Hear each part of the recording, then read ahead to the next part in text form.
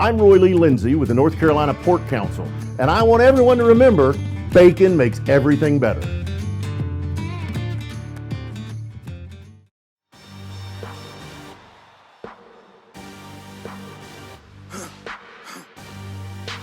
For the victory lap, though. Whoa, whoa, they ain't never seen that. Welcome into the fifth quarter here on the North Carolina Sports Network. I'm Mike Waddell. He's the coach, Jim Collins, and we are here talking football in the bold North State. Another exciting weekend of things going on the field and things off the field. And before we get to any football, Jim, I got to tell you about my Saturday here in North Carolina because it started in Raleigh. I got up at 5 in the morning and I drove down to Washington, North Carolina, the home of Alvis Rogers and the human highlight film, Dominique Wilkins, for the big. This was big now, better than football. It was the 2024 North Carolina Whole Hog Barbecue Championships. And I was a judge. I was a People's Choice judge. People's Choice, huh? Now that's big, Mike. People's Choice. Big. It was right up there with it's going to go on my resume. And so from 8 a.m. until 11:57 a.m., all I did was sample 44 different hogs, all provided by Smithfield under the rules established by the North Carolina Pork Council, the official sponsor of the North Carolina Sports Network. And I will tell you, I love barbecue. I love whole hog barbecue. I love barbecue in any form or fashion, but it might be a while before I eat any more barbecue because, wow, I mean, some of this stuff was out of this world. We have some talented cookers here in the old North State. I'm sure we do. And of course, Eastern North Carolina barbecue is famous. And you go to Wilson, North Carolina, and points east of Raleigh, and you can get some of the finest barbecue in the South, without a doubt. It is something else. Where's your favorite place to eat barbecue, Jim? Well, yeah, growing up in Greensboro, North Carolina, I was a big Stamey's barbecue guy. Oh, yeah. 2 locations in Greensboro, been there forever. Little pork with vinegar-based sauce, etc. So I was a big Stamey's guy or a Lexington, North Carolina barbecue man. Coming up this week, the Old North State Tailgate makes its debut at the Division II level, a near and dear level to both of our hearts. We'll be in Monroe at Irwin Belk Stadium for homecoming and Hall of Fame weekend for the Wingate Bulldogs as they entertain the Catawba Indians in a big South Atlantic Conference matchup. David Glenn, myself, Claire Pickhart, Ben Boyd will all be right there. Come on out. We'll activate from 12 noon until 2:30, and then it's kickoff between the Indians and the Bulldogs, and we'll talk about that matchup a little bit later in today's show as Eric Lusk from the North Carolina footballnews.com website joins us to go over our fabulous 15 and talk about college football outside of the FBS. Now, tonight, we're going to talk about not only NC State and Duke's big wins over the weekend. That's going to come up in our next segment. But first up, early this morning in Greenville, East Carolina Director of Athletics John Gilbert connected with Pirates head coach Mike Houston and relieved him of his duties in the middle of his 6th season as the head coach of the Pirates. Jim, from a coach's perspective, I would imagine that no time is a welcome one to get that kind of call that you're getting fired. But I would imagine that not being able to finish out the season that you're a part of, especially this deep into the season, is extremely hurtful. And Mike Houston obviously has been a very successful coach for a long time, but the North Carolina native just wasn't getting the results with the Pirates. Well, Mike, it depends on how you look at it. And the landscape of college coaching has changed so much at this point in time. And I listened to part of what was said about the dismissal of Mike Houston today and the hiring and the timeline for hiring a coach. at all schools, not just a school like East Carolina, but everywhere, is so critical at this point in time with the recruiting calendar the way it is. So if you've already made up your mind that you're going to make a change, and there's no reason not to make that change at this point in time. As an assistant coach, I would welcome it at this point, because it gives you the opportunity to get your name out there and begin to look for a job, or get yourself in a position to be able to stay with the person that they do hire. I know Blake Harrell personally. I've met with Blake Harrell and talked football with him when he was at the Citadel. Good coach and a good person, and I'm pulling for him to maybe have the opportunity to become the eventual head coach there. Our own David Glenn is covering this story and had a chance to catch up with Jonathan Ellerby of Pirate Radio 92.7 FM in Greenville to get the scoop on what led to this change in the middle of the 2024 East Carolina football campaign. On Saturday, the East Carolina football team lost 45-28 to an undefeated and nationally ranked Army squad. On Sunday, ECU Athletic Director John Gilbert announced the immediate dismissal of sixth-year Pirates coach Mike Houston, who finished 2-10 last season and was 3-4 so far this year. As we bring on our guest, quick review: Mike Houston arrived in Greenville before the 2019 season as a guy who had been a very successful head coach at Lenoir-Rhyne at the Division II level, then the Citadel and James Madison at the FCS level. He even led JMU to the FCS National Championship in 2016 during his first season there. Houston did lead ECU to bowl invitations during his third and fourth seasons in Greenville, but his record fell all the way to that 2-10 in 2023. And of course, there is a good chance the Pirates will miss a bowl again this year. Our good friend Jonathan Ellerby lives in Greenville and runs Pirate Radio, which has been the voice of the Pirate Nation for decades. He is also a longtime friend of the David Glenn Show. On Twitter, you can follow his crew at PR927FM. That's their place on the FM dial in that part of our great state, PR927FM. Jonathan attended John Gilbert's press conference in Greenville on Sunday afternoon. Hello, Jonathan. Thanks for joining us on the David Glenn Show. How are you? Hello, DG. Thanks for having me, man. It's an honor. It's not your normal Sunday here in Greenville, North Carolina. Amen to that. It seems weird, Jonathan, that the Army game was the last one, right? It's a road trip. It's an undefeated Army team. It's a nationally ranked Army team. That could not have been the single thing that pushed John Gilbert over the edge as he evaluated Mike Houston and this football program.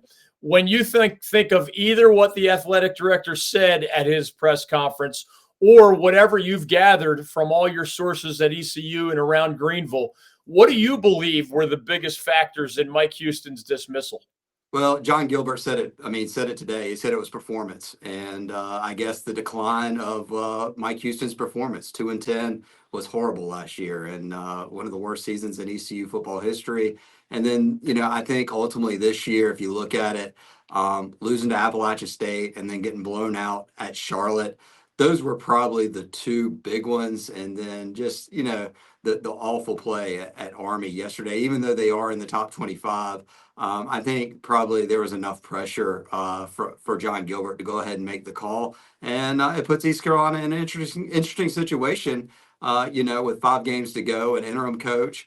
But certainly gives also John Gilbert the opportunity to get a jump on the coaching search. So there's a lot of different ways things can develop over the next few weeks, and we'll just have to see what happens. But Mike Houston, was the right hire at the right time, it seemed like, when he brought here, because he was a guy that's been able to turn programs around and did that when he was here. Now, the only difference is he did it with a guy named Holton Ahlers. And I think if you look at really what the lack of success for Mike Houston's been is when Holton Ahlers has not been the quarterback, East Carolina has had no quarterback. And that was why we were 2-10 last year. And that's why East Carolina continues to struggle this year, even though they went in the portal and brought in 2 guys.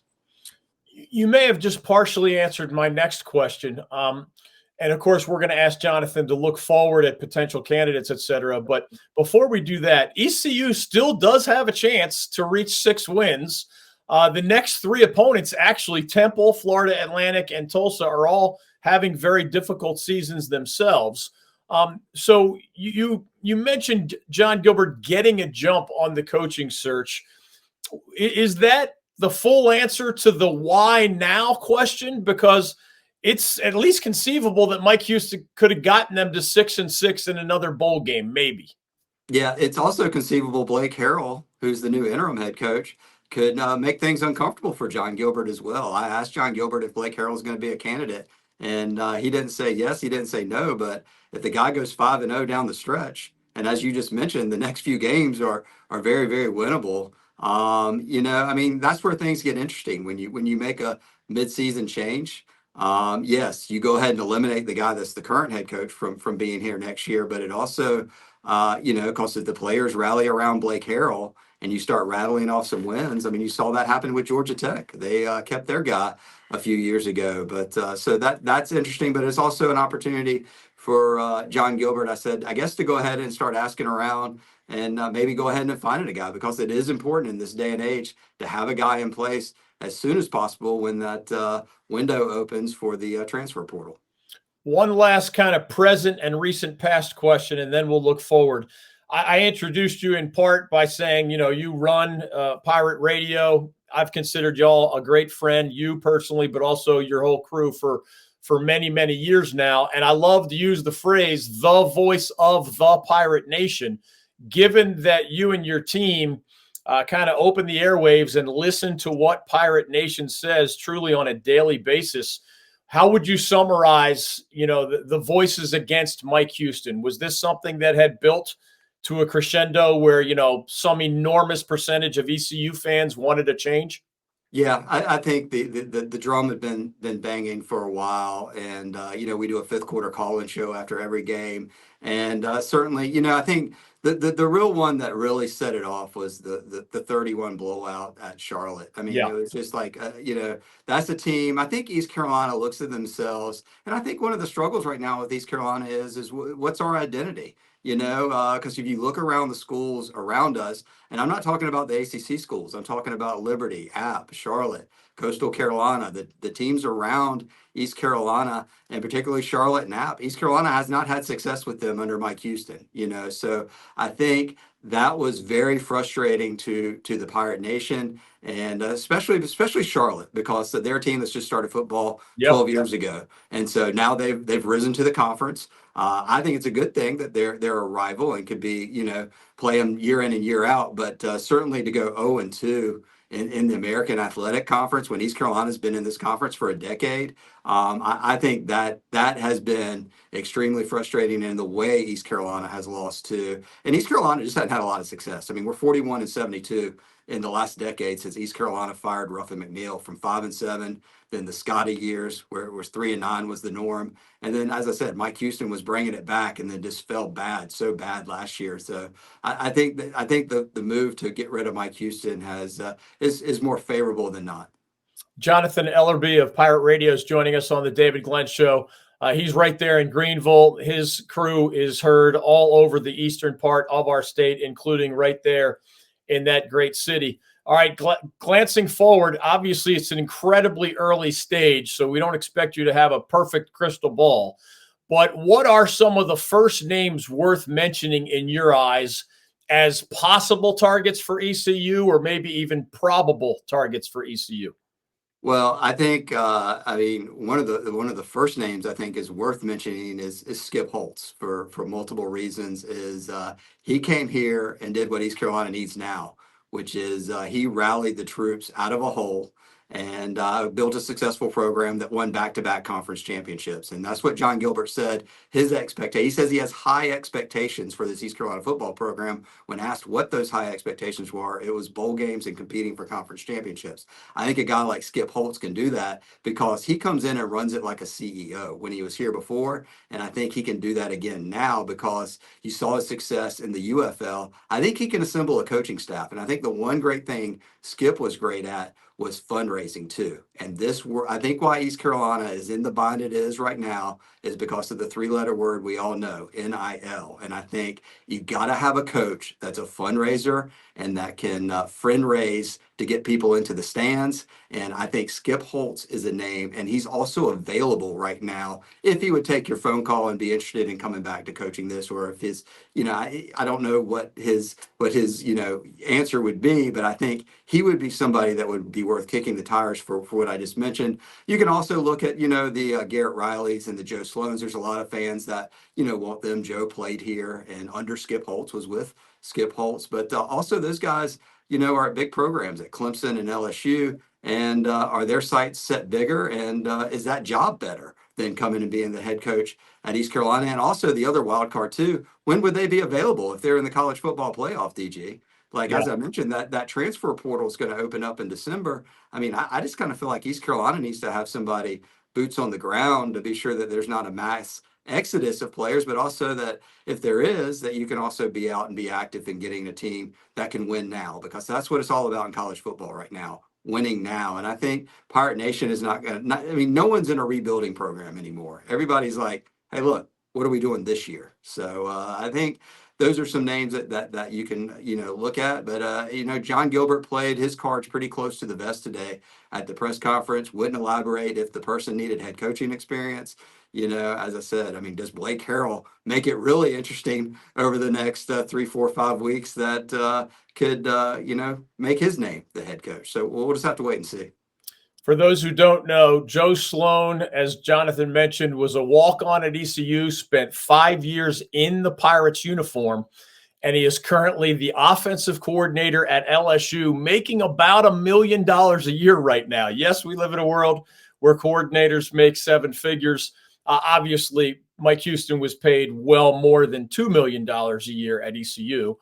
So financially, you could offer Joe Sloan of LSU a raise to be ECU's head football coach. Garrett Riley at Clemson, by the way, the offensive coordinator there, makes a little bit closer to $2 million a year. So both financially and in terms of, as Jonathan said, do they have their eyes set in a different place? It's a little bit more complicated than it used to be when it comes to just offering your head coaching job to a prominent coordinator. It's interesting that John Gilbert would not specify whether head coaching experience is required. Do you have a sense, again, as the folks who host the Voice of the Pirate Nation, do you have a sense of a consensus in the fan base? Not that John Gilbert is listening necessarily, but are they on board with Skip Holtz? Are they dying for a young offensive coordinator? Would they be okay with somebody who doesn't have head coaching experience? Can you tell? From my experience is the Pirate name. I think someone like Skip Holtz and his charm, and he's been here before, he could win over a majority. No one's ever going to win over 100%, as you know, but he could win over the majority because of his track record, his charm, and he knows what to say. He says all the right, and he was successful too. So it would be hard to I think to be a naysayer if Skip was hired, because I do think what would come down is Skip could fundraise, Skip could win the fans back, and then I think he could put together a staff that could be a winner. One of the things that really stood out in the press conference today is John Gilbert talked about NIL so much that he said usually the teams are spending the most in NIL are at the top of their conference. Well, at the top of the American right now are 2 undefeated teams that are military institutions with no NIL. So it's kind of like, it's a big head scratcher. Their Army and Navy are everything right in college football, but everything wrong in how they're doing it, according to the rules that we know that you got to spend the most to win the most. With something you mentioned earlier in mind about, actually, I saw on a pirate radio show, I think it was Clip Brock was interviewing John Gilbert, the athletic director, and Clip asked, as he often does, a great question. John's answer about sort of the future of ECU in this wild, unpredictable world of realignment and name, image, likeness, and transfer portal, et cetera. He said that as the athletic director, 2 things had to happen. ECU had to strongly fund all of the sports that it still has. And then you have to win on the field if you ever want to be desirable for a different league. And Gilbert made clear to Clip in the interview that I saw, that at the current time, he believes the American Athletic Conference is the right place for the Pirates. But with the AAC in mind, and I think you brought up a great point, falling behind the Charlotte 49ers, now a member of the same league as ECU, when the 49ers have only been playing major college football for a dozen years, that was a bad idea. That is somewhere on the short list of why Mike Houston is no longer the coach. Do you have a sense, Jonathan, now that Cincinnati's no longer in the league, Houston is no longer in the league, UCF is no longer in the league, they're all in the Big 12. SMU won the AAC last year, but now, of course, is in the Atlantic Coast Conference. Do you have a sense where the Pirates rank in terms of their budget, their stadium size, their NIL money in this new look AAC, where some of the toughest opponents have departed over the last several years? Yeah, I think now East Carolina is in a good position. I think that's what makes it so frustrating that we saw this transition before. When East Carolina was kind of left behind in Conference USA, and that's when Ruff and McNeil won 10 games that year back in 2013. And that's when FIU joined Conference USA, and East Carolina was still there and was able to perform. And I think that's what's so frustrating with East Carolina fans, because I think when I got back to our identity, we used to be the teams that used to be able to go to Raleigh, Chapel Hill. That's the teams that East Carolina could rattle and get some wins. And now East Carolina, as I said, I don't feel like we're the best of the teams around us outside the ACC. So I feel like John Gilbert said today at the press conference that the Pirate Club has set record numbers. They're at an all-time high. The facilities, we're ready to break ground in the spring for an indoor practice facility. So he says the support is there, the money is there. So what's the variable that's missing right now? And it's got to be getting the right players or coaching the current players that there's something missing there. There needs to be some alignment with East Carolina athletics from top to bottom of here's where we go. And that's why, I just mentioned Skip Holtz just because he came in here, did a uber successful golf tournament, raising money, outside of ECU athletics for the Drew Skip golf tournament. And it was just in his compensation package, a lot of it was based on season tickets. And we got up to over 20,000 season tickets at a time when Skip Holtz was here. And that was before the Boneyard where the End Zone project was full. So I just kind of feel like we need that sort of person. We need a person that everybody can rally behind and has one message and one heartbeat that can get the purple and gold pumping again. Last thing for you, we're, of course, going to cover ECU stuff at our website, ncsportsnetwork.com. But, Jonathan, remind folks, given your many, many years at Pirate Radio, how can folks find what you do on the air and otherwise? Yeah, check us out. We're on the air on 92.7 in Greenville, 104.1 in Washington, North Carolina. And then, at PR927 FM is our social media handle on Instagram, X, Facebook. So we stream everything. We're on YouTube at Pirate Radio TV. So a lot of places to find your content this day and age. But we'll be covering it all week. Got a lot of things in store. Former quarterback Holt Nailers is a part of our team here. He's going to be doing shows this week, taking phone calls. He has an opinion of it. Obviously, the guy, well connected with Mike Houston of going to back-to-back bowl invites and winning that Birmingham Bowl. So there's a lot to talk about, and there's a lot to speculate too. So it's good to have a lot of issues like this when you're in the sports media business, because there's a lot of directions this thing can go. Just so you know, I have several Pirate Radio shirts that you and others have given me over the years. I have them in my rotation when I work out at the gym. And every single time I wear a Pirate Radio shirt, somebody says something about having listened to you guys and enjoyed your work over the years. So I appreciate it. I consider all you guys good friends. Thanks for your support over the years. Thanks for joining us on this kind of emergency edition of the David Glenn Show. We appreciate you. Yeah, thank you, David, and appreciate your friendship and partnership as well. And I look forward to seeing you soon. Thanks, David, and thanks, Jonathan Ellerby of Pirate Radio 92.7 FM. When we come back after this timeout, we're going to talk about the Blue Devils and the Wolfpack. One of those two programs is already bowl eligible, and they're coached by Manny Diaz, the 6-1 Duke Blue Devils, with their first ever win over Florida State coming on Friday night this past weekend. We'll do that next, right here as you're tuned into the fifth quarter on the North Carolina Sports Network. In sports, we talk a lot about impact players who make a positive difference. When it comes to our state's economy, the North Carolina pork industry is a true MVP. Each year, the pork industry plays an important role in supporting rural communities across our state. It contributes more than $10 billion a year to the North Carolina economy and supports more than 44,000 jobs. Learn more about their positive impact at ncpork.org. The North Carolina Pork Council, the foundational partner of the North Carolina Sports Network. Michael Berard, Managing Director Investments with the Founders Group at Stifel, works with a select group of high net worth individuals and institutions to develop and implement investment plans tailored to their specific objectives and risk tolerances. If you are interested in highly personalized, well-researched guidance and outstanding personal service, you can contact Michael at 984-364-2002. That's 984-364-2002. Stifel Nicholas and Company Incorporated, member SIPC and NYSE. Nothing like this before. Lit the room when I came through the front door.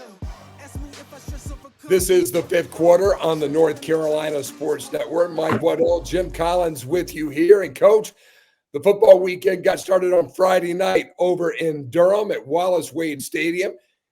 Duke looking to get their first ever win over Florida State, and this went down in the books as a W for Manny Diaz and the Blue Devils, 23-16 over Florida State in a game that conservatively may be described as fairly bizarre. This was a turnover infested game. Duke's defense against the third team quarterback for Florida State. Well, their first two quarterbacks weren't much better, and it seems like Mike Norvell really has a tough situation on his hands. I think they're going to be challenged to find more than maybe two more wins on their schedule.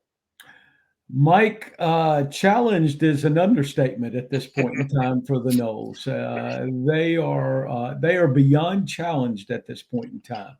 And sometimes you have to, and I think I've used this before. I think Nick Saban said it best. You have to be careful in the transfer portal who you take, because you may be taking somebody else's crap. The continuity of that Florida State team, plus a combination of injuries, has left them as a shell of what they thought they could be. It was that game, Mike, you were there. That game was two very inept offenses to just. And I hate to say it that way, but they were. There was Duke had 180 total yards and scored 16 points on offense and 7 points on defense. And Florida State turns it over 5 times in the game, among numerous sacks, and it became difficult to watch. I'm happy for the Blue Devils. But with what the Blue Devils have down the road, they're going to have to play a whole lot better, because the SMU team that's coming in this week's a pretty good football team. You mentioned it. The Mustangs are next up for Duke, and then they have Miami, NC State, Virginia Tech, and the final cog in the Blue Devils' quest for the state championship of North Carolina when they close out the regular season against Dave Clawson and the Demon Deacons of Wake Forest. SMU is not a bad football team, and I think this will be a really neat game for people to be able to watch coming up this week. No, I agree with you. I think it'll be a real challenge for the Blue Devils. It's a reunion weekend that fortunately I will be able to take part in. Our '89 championship team and our 2014 Sun Bowl team that are being feeded there. So I'm looking forward to being there and watching the game, and it's exciting that it's against a very good SMU football team, and who played very well against Stanford this past weekend. When you talk about Duke's offense, you have to look at the quarterback position, and that's Malik Murphy. He threw for 70 yards as part of the Blue Devils' 180 yards of total offense. Now, Murphy is a transfer out of Texas. He led the Imps to the win, but no one is going to mistake him for either Ben Bennett or Dave Brown. Make no mistake, this is a Duke defense that is leading the charge. If you're Manny Diaz, how do you get something more out of the offense? Because Star Thomas is not a Heisman candidate, but right now, he had misdirection plays and some counters where he was getting on the edge, and that seems to be working right now for the Duke Blue Devils. Well, it is, and the ability to run the football is so critical because with Malik is a play action bootleg type quarterback. He is not, in my opinion, and from watching him what little bit I have, and I've seen 2 games in person, I've watched all the others. He's not a drop back guy. To put him in a situation where he's got to set in the pocket and find people down the field, it's a struggle for him. The third down numbers in that game by both teams were just unbelievable, and I'm sure Manny is spending a lot of time on this Saturday and this Sunday evening looking for some answers on third down. It's hard to watch, and I know that's not designed this way. So coaches, don't think I'm being critical of you. It's not designed this way. But when it's 3rd and 7 and you're running 5-yard routes and throwing 5-yard completions and it's 4th and 2. So I'm sure they're searching for answers in the Yo Center right now. Duke in their last 18 home games is 15-3. When you talk about football culture, is it possible that the best football culture right now among the Big Four is not in Winston-Salem, Raleigh, or Chapel Hill, but rather residing at the Yo Center at Duke University? Because that encapsulates David Cutcliffe, Mike Elko, and now Manny Diaz. When you have consistency like that, hey, it doesn't matter if they played a bad schedule or this and that and the other. They're 6-1. They are 6-1 and going to a bowl game, and they're probably going to win at least 8 games again. And to me, with this offense, last year with Riley Leonard, you can kind of see it. This year, man, this is an incredible coaching job and a real testament to one guy that you have talked about time and again, the strength coach at Duke University.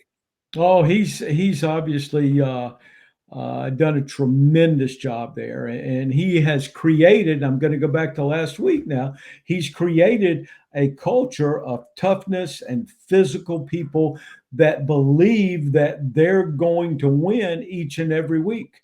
And I give Manny a great deal of credit. Manny has come in and assumed and has created a roster by taking players. And if you go down and look at the transfer list that Manny and his staff has brought into that program, you're not looking at guys coming in from Power 5 programs, Power 4 programs. You're looking at players coming in from Ivy League programs that were good players at Ivy schools and very good academic schools, and they've come in and they've meshed together to become a pretty darn good football team.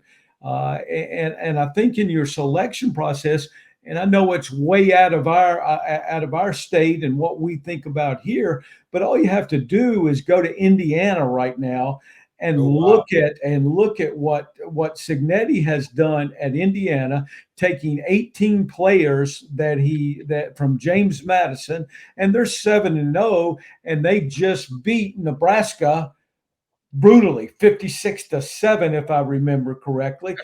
So you're talking about creating culture in a hurry and selling winning. And obviously, back to the Duke Blue Devils, Manny has done a great job of sustaining what David Cutcliffe started, what Mike Elko built on, and now Manny has piled onto that, and they're doing a fantastic job. Let's roll to the left coast. We'll talk about Berkeley, California. NC State making that roughly 6,000-mile road trip out to the Golden State. And C.J. Bailey, the quarterback for the Pack, passes for 306 yards, Jim, and 2 touchdowns, including a 41-yarder to Hollywood Smothers. Hollywood doing it in California in the fourth quarter. The Wolfpack coming back for a 24-23 win over California on Saturday, keeping the Bears winless all time in the Atlantic Coast Conference. And C.J. Bailey just keeps getting better and better with each passing week. He really does, Mike. The tight end, and for some reason, Justin, is it Jaleh or the tight end? What a good player he is. I mean, he had 4 catches for 95 yards, 23.8 per catch. I mean, he was a critical factor in the game, and you got to give Dave Doeren's team and Tony Gibson, the defensive coordinator, a lot of credit. They fought back in the fourth quarter, two scores in the fourth quarter to win the game, and then they still had to hold off a last-second field goal and another last-minute possession by Cal. And you're talking about a pretty good Cal team that's lost 3 or 4 games by a total of 9 points at this point in time. So it's a great win for the I almost said Blue Devils. It's a great win for the Wolfpack.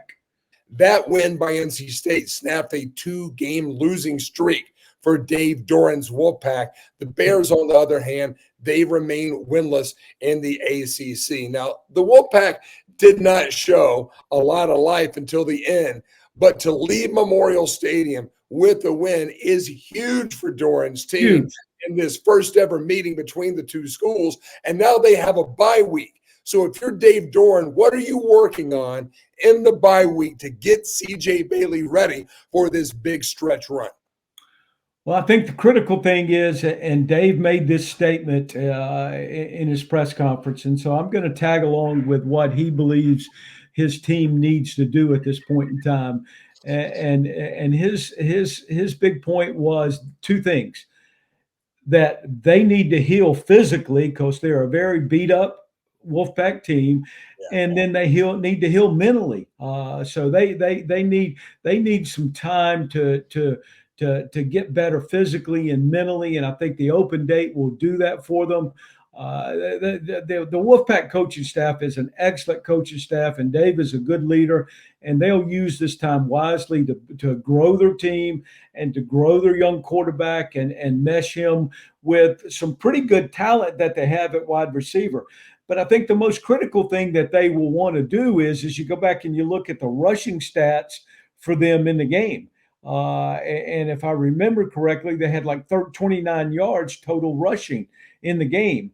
So they got to get to the Wolfpack has to get to the point where they can run the football a little bit to take some of the pressure off of a freshman quarterback.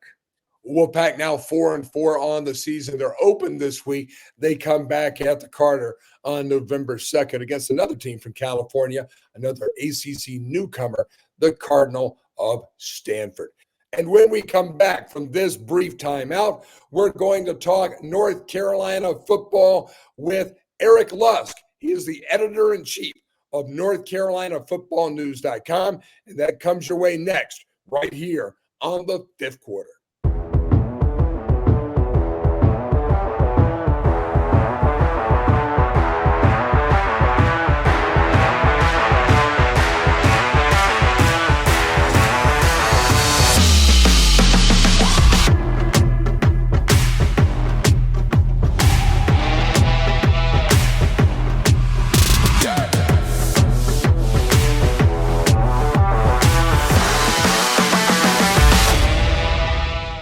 The Lawson Insurance Group in Raleigh is a family-owned business led by 3 actual brothers who happen to be huge sports fans. Ken Lawson, Miller Lawson, and Michael Lawson. I know these guys. I trust these guys, and I send these guys my own insurance business and that of my family. The next time you have insurance needs, I hope you'll do the same.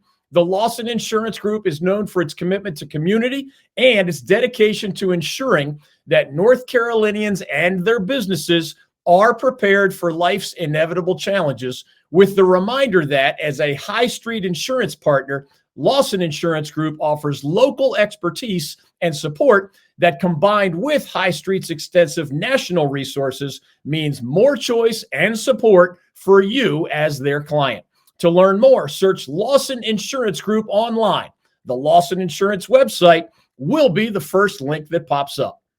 I am a better person and a more effective business owner for having known and learned from Emily Parks over many years now. Emily's company, Organize for Success, helps multi-passionate business owners and executives bring harmony to all the layers of their lives, from work to side projects, from friends and family to hobbies, community, and beyond. With Emily's help, you too can make every minute matter. She helps you determine what earns your time and how to efficiently accomplish what matters. One of the many things I love about Emily is that she does not impose her will on her clients. She listens to them. That way she can better help them cultivate the lives they want to live. You can set up a complimentary call with Emily today by visiting organizeforsuccess.com. Nothing like this before. Lit the room when I came through the front door. Ask me if I should some The fifth quarter rolls on here with our final segment of the week, and it's always the most fun. It's when we talk about North Carolina college football with everybody but the big FBS programs. And to do that, we bring in the editor-in-chief of NorthCarolinaFootballNews.com, Eric Lusk. Eric, welcome into the fifth quarter again, along with Jim Collins here on the North Carolina Sports Network. Yeah, it's good to be here. An exciting weekend, high-scoring weekend, lots of points this weekend. So we like that, definitely. Well, I tell you one thing, Western Carolina and Jimmy's buddy Kerwin Bell, they have found their offense. Cole Gonzalez, 620 yards, or roughly, Wow. 4 times what Duke did, along with 5 touchdowns for the Catamounts as they throttle Furman 52-20. Now, I was at the Western Carolina Furman game a year ago in Cullowhee, and that had to be a revenge game for Cohen because they really thought they had the team a year ago, but Furman kind of gave Western Carolina the reality call. I guess the script was flipped here in 2024 down in Greenville.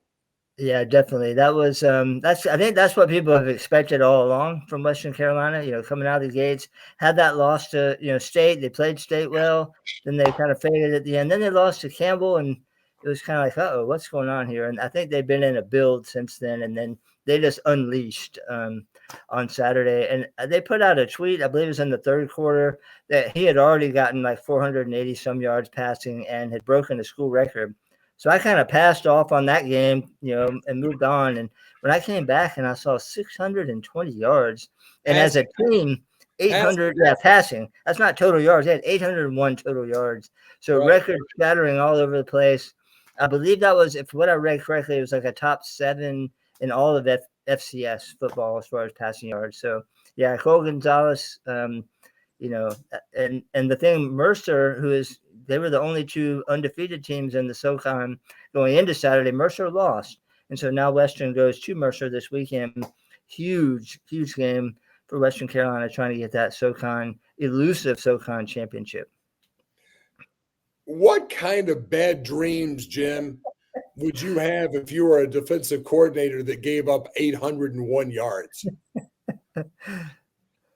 Mike, I don't know if I would have survived, but Kerwin doing that does not surprise me because Kerwin has enough of Coach Spurrier in him to, and Coach Spurrier's attitude was, and I agree with him, was it's the other team's job to stop us. Our backups and our second teamers, they deserve to play also. So it's up to them to stop us. So I have no problem with us, but I might have seriously considered some other options for my job after that.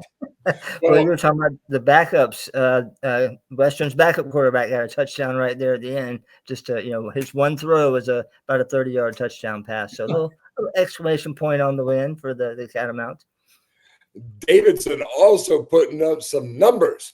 The Wildcats go against Stetson this past weekend and flatten the Hatters, 70 points and 667 total yards. But the difference in this game was that Davidson gets it done on the ground. Now, they play Pioneer League football, meaning it's Division I, but it's non-scholarship. But again, if you are running for over 400 yards and scoring 70 points, you got something going on in Wildcat land.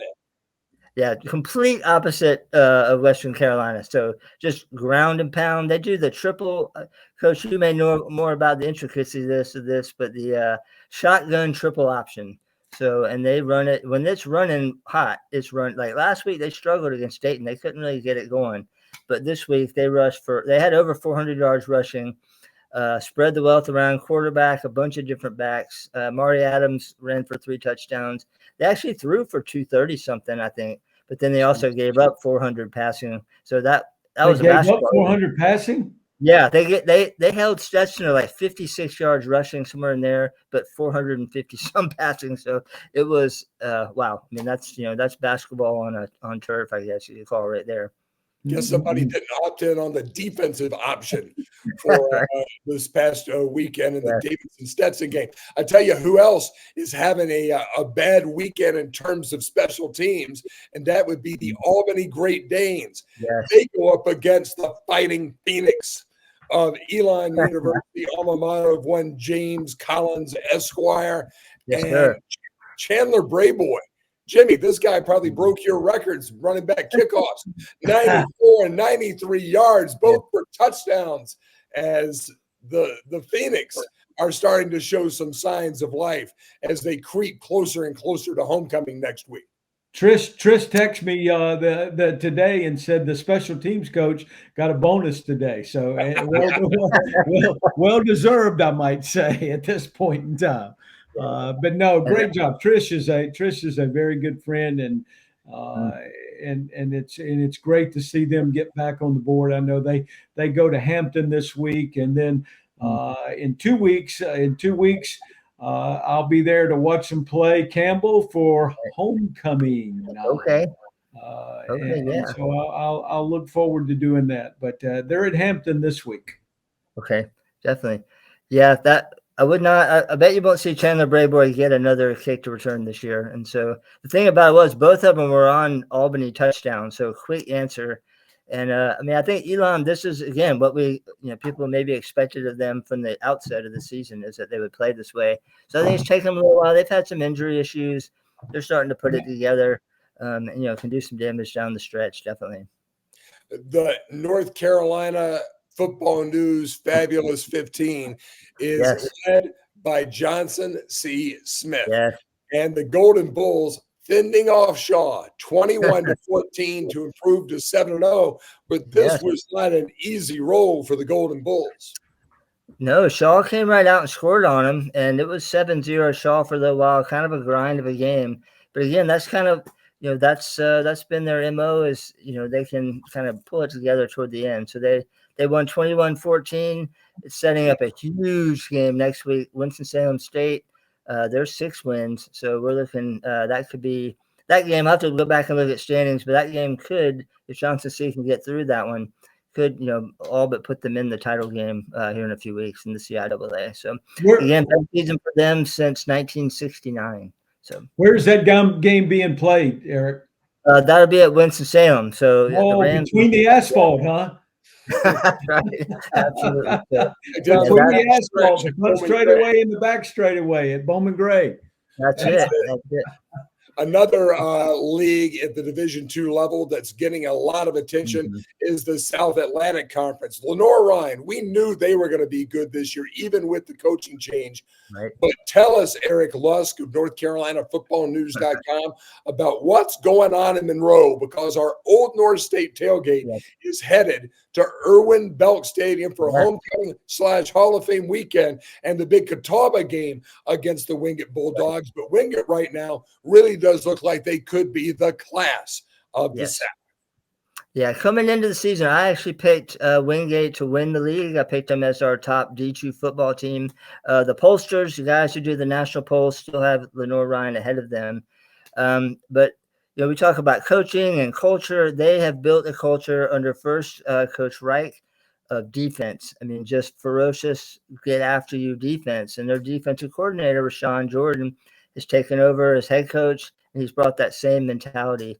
So pretty seamless transition. They say defense wins championships. They're averaging about 10. They're giving about 10 points a game.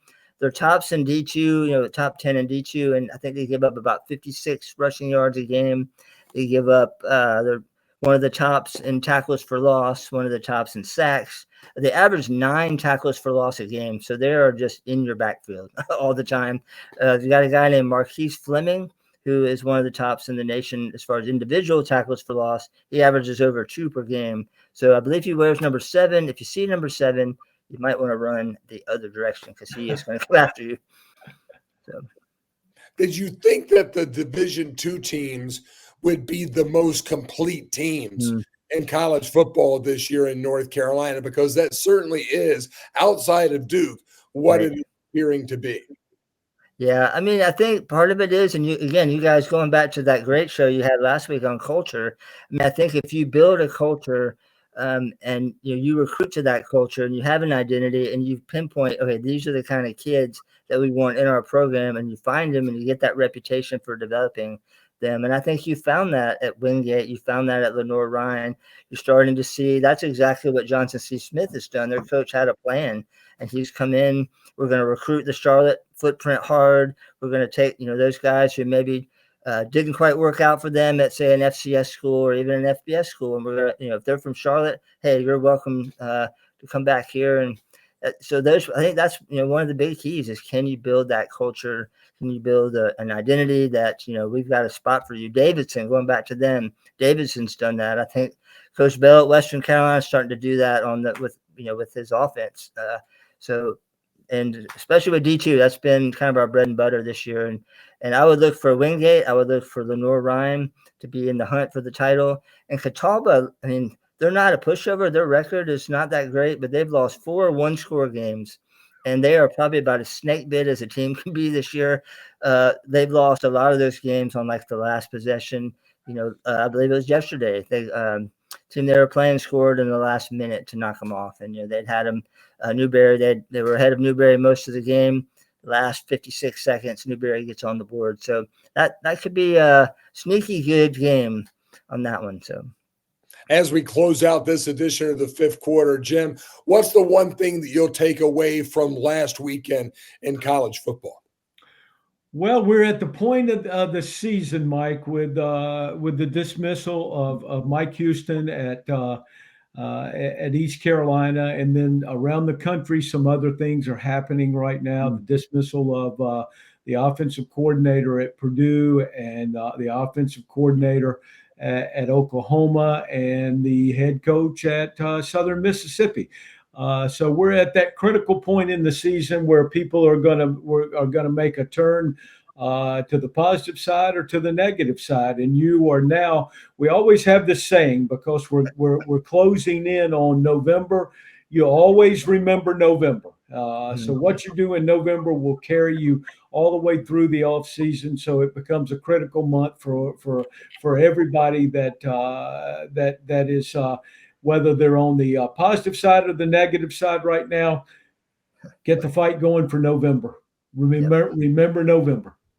Eric, what's the game that you're looking forward to coming up this weekend in North Carolina college football? Yeah, the one I've got circled right now, and there's always a bunch, so that's always a tough call. But that Winston-Salem State Johnson C. Smith game stands out because that's title implications. Those are local rivals, competing for players, little trash talk and all that stuff. So that will be one of the big ones. And then the one that you're at is Wingate Catawba.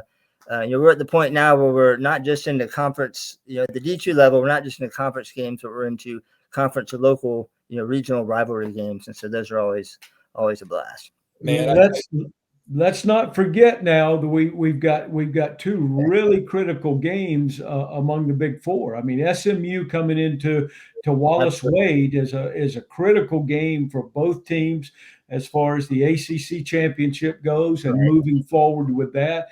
And then we failed to talk about at this point in time the Tar Heels play the Virginia Cavaliers, which is a critical game for the Tar Heels to get back on the winning trail also. Yeah, definitely. I was going to go ahead and fast forward to Carolina basketball season, Jim. A lot of people have. I'm really enjoying the win over Memphis last week, and especially seeing Armando Bacot's new hairstyle. Have they already played a game? Seriously? They're playing now public exhibition games. You don't have to have the hidden scrimmages anymore. So Carolina's had their blue-white game, and they played Memphis. I think they have one more game that's a scrimmage before the start. But, Eric, you're right. We are going to be with an Old North State tailgate this Saturday in Monroe for the Wingate Bulldogs homecoming and Hall of Fame weekend against South Atlantic Conference rival Catawba.